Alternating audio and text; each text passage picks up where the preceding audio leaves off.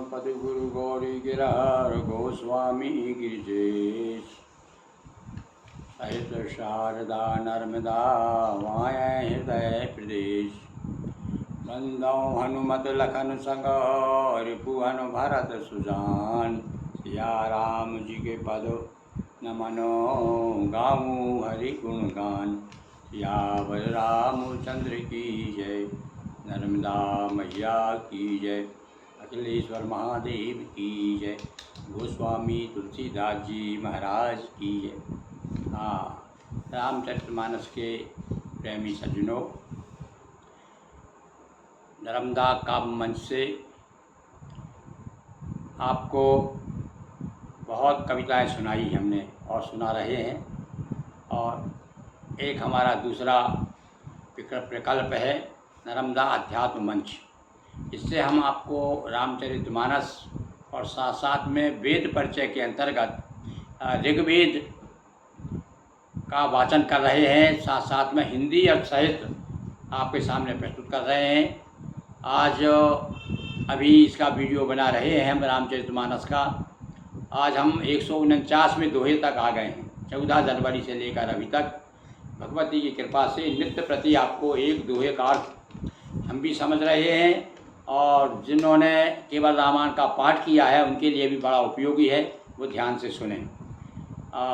शत्रुपा मनु और शत्रुपा संसार के सृष्टि के प्रथम मनुष्य भगवान, इन्होंने दोनों ने पुत्र के लिए, पुत्र को अपने पुत्र, एक जो भौतिक पुत्र था उसे तो राज्य दे करके आ गए वन में, और उनका अलौकिक पुत्र चाहिए हमें। तो यहाँ आकर के उन्होंने तपस्या की, भगवान प्रसन्न हुए और किस रूप में हुए? सीताराम जी के रूप में प्रकट हुए। तब उन्होंने उनसे कहा कि हमें आप जैसा ही पुत्र चाहिए। तब सीताराम जी दूसरे जन्म में राजा दशरथ और कौशल्या के आंगन में खेलने के लिए आए।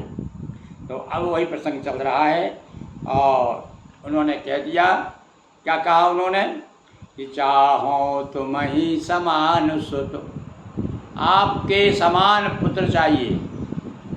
अब कहते थे मैं तो हम आप ही पुत्र बन के आ जाओ, पहले ही कह सकते थे वो, पर भाई इस बार से कैसे कहते भाई बड़े आप हैं कि वो, पर हाँ इतने सुंदर लग रहा है, इतने अच्छे लग रहे हो कि आप ही ऐसा पुत्र चाहिए।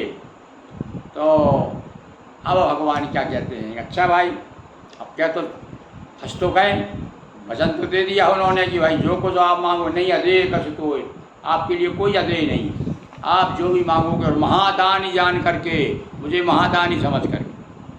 अब तो फंस गए भैया, आ गए चक्कर में, भक्त के चक्कर में भगवान आ गए। क्या कहते देखिए, देख प्रीत सुन वचन अमोले, प्रेम वस्तु करुणा निधि बोले। कैसे वचन थे भैया शत्रुपा के, मन शत्रुपा के, बोले अमोल, जिनका कोई मूल्य नहीं, बड़े वहाँ मूल्य आँका ही नहीं जा सकता, इतने अमूल्य थे वो। और प्रीति युक्त थे, प्रेम उमड़ रहा था देख करके। अरे भैया इतने सुंदर सुंदर देख करके किसके मन में प्रेम नहीं उमड़ेगा। तो आप सरे से खोजो कह जाई, और भगवान ने बड़े सहज ढंग से कह दिया कि भैया मेरे जैसा तो कहाँ ढूंढूँ मैं, क्योंकि मेरे जैसा तो मैं हूँ, भगवान जैसे तो भगवान ही है, और कोई दूसरा हो नहीं सकता ना। उनकी उपमा काहे से दे सकते हैं अपन, हैं? अरे भाई इंद्र की तो दे सकते हैं, ये दूसरे देवता की तरह है, कुबेर की दे सकते हैं दूसरे देवता की, पर आप शिव का कहो तो शिव जैसा कोई है तो शिव जैसा शिव, राम जैसे राम। तो राम जी खुद कहते ही भैया मैं आपका पुत्र बन के स्वयं आऊँगा, तब तने हे राजन मैं आपका पुत्र बन करके आऊँगा। अब इससे बड़ी बात क्या हो सकती है कि भगवान इंसान से कह रहे हैं कि हम आपकी, तो भैया ये है हमारे यहाँ पर, और तपस्या का शक्ति देखिए, तप का फल और तप की ताकत। नरो नारायणो भवेत, नर से नारायण हो जाता है आदमी, बल्कि नारायण ही नर के यहाँ पर नर बन करके आ जाता।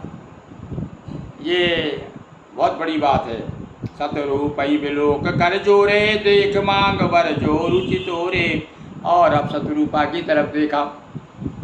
अब शत्रुपा क्या कहेगी भैया, पति ने जो इच्छा है, इच्छा तो इसके मन में भी थी, पर वो देखो किस प्रकार बोलती हैं, जो वरनाथ चतुर नृप मांगा, और सोई कृपाल मोहे अति प्रिय लागा। अरे जो मेरे पतिदेव ने, वो मेरे मन में भी कोई बात है, बड़ा प्रिय लगा मुझे जो वरदान मांगा है, अच्छा लगा मुझे भी। कि देखो मेरी आंगन में अभी आप मेरे आंगन खड़े हो और उसके बाद में मेरे आंगन में आ जाओगे।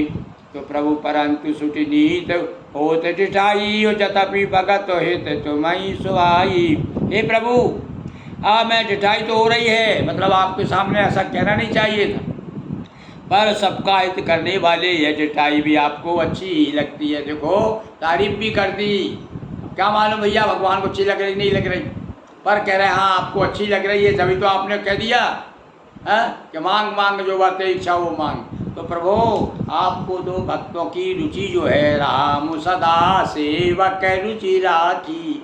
राम जी तो सदा जो है अपने सेवक की, अपने भक्तों की रुचि रखने वाले। तो वही बात को दोहरा रही है शत्रुपा जी। और क्या कह रही है वो जानती हैं, तुम ब्रह्मादि जनक जग स्वामी और ब्रह्म सकल और अंतर्यामी। हे परम ब्रह्मो, आप ब्रह्मादि जो दूसरे ब्रह्मा विष्णु महेश आदि इनके ये बार बार तो को याद दिला रहे हैं वो कि अब हमारे राम जी कैसे, एक बार कह चुके, शत्रुपा ने, मनु ने कह दिया पहले, सारी बात बता दी है। और उसी बात को शत्रुपा से क्यों दोहराया गया, क्योंकि ये कहना चाहते हैं आप भूल मत जाना भैया, हमारे जो राम जी आ रहे हैं वो सकल ब्रह्मादि के जनक हैं। पहले ब्रह्मा विष्णु महेश आदि स्तुति करवा दी ना भाई, इसके पहले हमने बताया था। तो उसी बात को हमारे यहाँ गोस्वामी जी बार बार आपको अनेक देखिए पूरी रामायण में आप भूल नहीं जाएं कहीं कि ये राम मनुष्य बन करके आए हैं।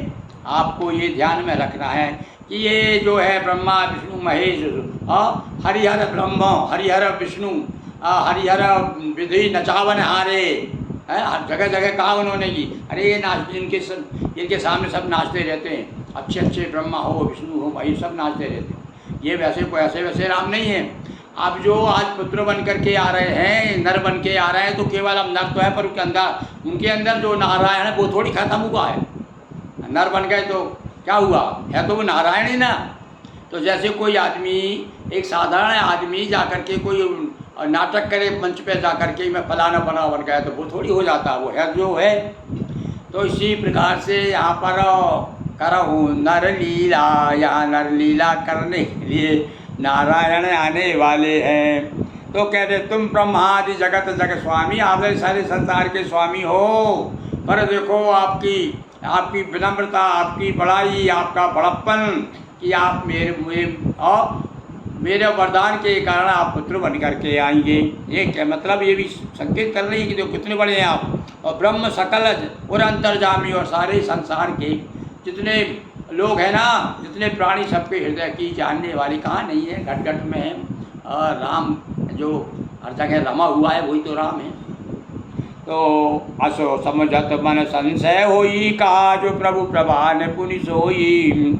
ऐसा सोच करके मन में संदेह होता है कि भैया ऐसा परम ब्रह्म मैं कह तो रही हूँ कि पुत्र बन के आ जाओ, पर मुझे मन में बड़ा अभी भी शक है कि कहीं ऐसा क्या हो सकता है कि नारायण नर बन जाए, कभी संभव है। परंतु जो ये निज भगत नाथ तब यही, और सो सुख पावई जो गति लई। और किंतु जो आपके भक्त, ये भी कह रहे जानते हैं वो, किंतु भगवान संसा जरूर है, पर ये बात भी मैं जानती हूँ कि जो आपके भक्त हैं वो भगत, यानी जो भगत नहीं फिरते, फिर वो जो आपके भक्त हैं वो तो विभक्त नहीं होते, आपसे जुड़ जाते हैं, और आपको स्वयं आना पड़ता है। सोई सुख सोई गति सोई भगति, सोई निज चरण सलेव, सोई विवेक सोई रहन प्रभु, हम ही कृपा करि देव। वही सुख, वही गति, वही भक्ति, और वही चरणों में प्रेम, वही ज्ञान, और वही रहन सहन कृपा करके हमें दीजिए। अब ये कौन सी चीज़ मांग रहे हैं भैया, हो सकता है आगे बताएं, अभी तो हमारी समझ में नहीं आई। आपके यदि आ रहे हो, समझ रहे हो, तो कृपा करके अपनी टिप्पणी दे दीजिए, बताइए ये कौन सी चीज़ मांग रही है वो। ठीक है, पुत्र के रूप में आ जाओ, पर कहते हैं सोई गति सोई भगति, और सोई वही न वही है, और वही सुख हो। कौन सा सुख भैया, अब पहले कई सुख प्राप्त कर चुके हैं क्या? जैसे मुझे कोई मालूम गई है, मैं पहले वहाँ गया था तो वहाँ मैंने फलानी चीज़ खाई थी, तो वैसी चीज़ मुझे मिलना चाहिए। देखो मतलब पहले मैं ले चुका हूँ, तो या तो इससे ऐसा लगता है कि हो सकता है ये वो सुख प्राप्त कर चुकी। अथवा और भी कोई दूसरा भाव है, शत्रुपा जी का कह रही वही गति और वही मैंने वही यानी कौन सी जो मैं ले चुकी हूँ, मतलब पहले जो सुख मालूम है, या फिर ये हो सकता है मैंने जो सुना है कि क्या सुख मिलता है, क्या गति होती है भक्तों की, क्या भक्ति होती है, वो सब मुझे मिल जाए। तो बहुत से अर्थ इसके निकल सकते हैं। अब आप ज़रा सुनिएगा, समझिएगा, तब तो आनंद आपको आएगा। तो देखिए आज हम जो है 149 से 150 में दोहे तक आ गए हैं। ये श्री राम जी की परम कृपा है और निरंतर ये क्रम अपना चलता रहेगा। जब तक सांस है तब तक आश है। बोलिए सियावर रामचंद्र की जय, नर्मदा मैया जी की जय, हर हर महादेव शंभो। हाँ, यदि आपको रामायण के प्रति प्रेम है और राम कथा सुनने की रुचि है तो आप इसको सब्सक्राइब कीजिए।